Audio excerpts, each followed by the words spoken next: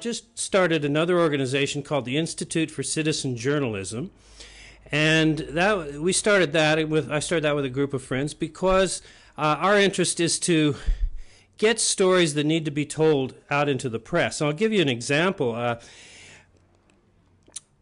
Early in the Greenpeace days, we believed in using the media, television at that time, of course, no internet in those days in the 70s, using the television media to tell stories that had to be told. And that's why we did crazy things, go out and get in front of whaling ships and into nuclear test zones and so forth. One of the things we did was blockade. It used to be that ships would go out in the ocean and simply dump nuclear waste and toxic waste at will in the world's oceans. And when we first saw these boats, we couldn't believe these huge drums dropping off into the water.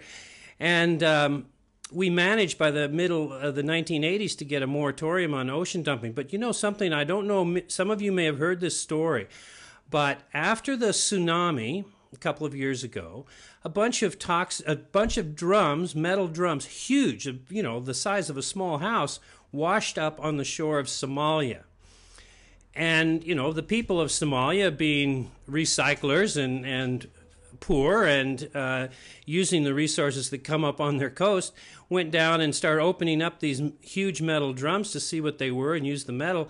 And of course they were filled with toxic waste, nuclear waste, and people were blinded and people died, and it was just a mess. And of course, again, this is what I mean by the impact of these things impacting the poorest of the poor all over the world.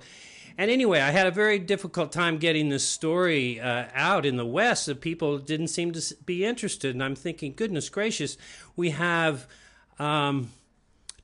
drums of toxic material washing up on the shore of Africa, and which means somebody's dumping these in the water, obviously, probably Europeans, possibly North Americans.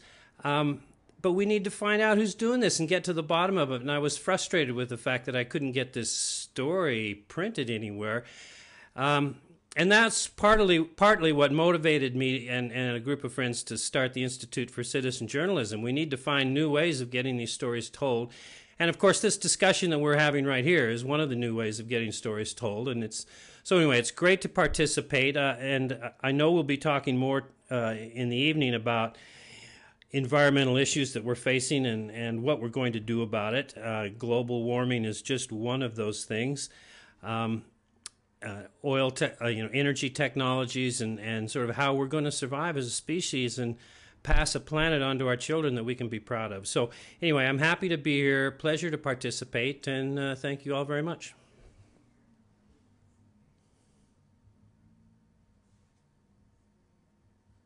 This is Rex in Vancouver. The technologies and the methods of media change, but the essence of telling a story doesn't necessarily change.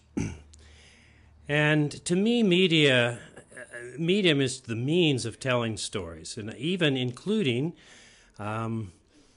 fashion is a way of telling a story about who you are and where you came from.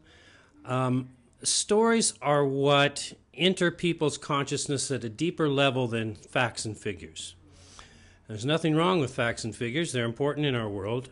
But telling stories that touch people's hearts and souls is how people integrate new ideas into their lives.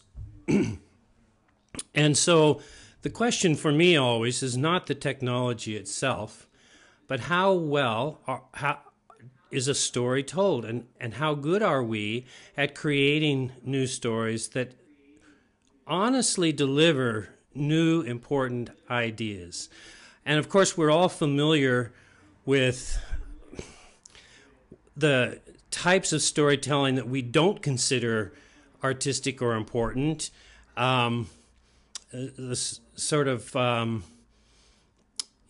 television drama, some television drama, lots of I mean, all media can be abused and wasted as well as used. So the real question is, how well does the artist use the technology or the media to deliver fresh ideas through stories that touch people very deeply?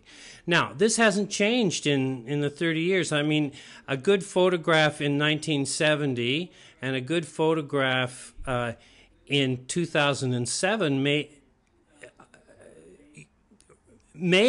on the surface look like different things, but the way images talk to our hearts and souls, it works the same. And that's why no one can tell an art. That's why there's no formula for art, because the deep connection between one person and the other through a story, through a visual story or a story written in a book or the story we're telling right now over the internet, that deep connection is almost indescribable, and certainly there's no formula to describe how to do it. And that's why we think of good artists as creative, because you have to be able to come up with a new idea. Now, for activists using the media to change the world, this is a very important point. You can't use the old images over and over again. You can't use the old stories over and over again. You have to be able to be creative. It's not just a matter of being right and having your facts and figures correct. You have to also know how to tell a story that touches people's hearts, and to me, that's the key to media.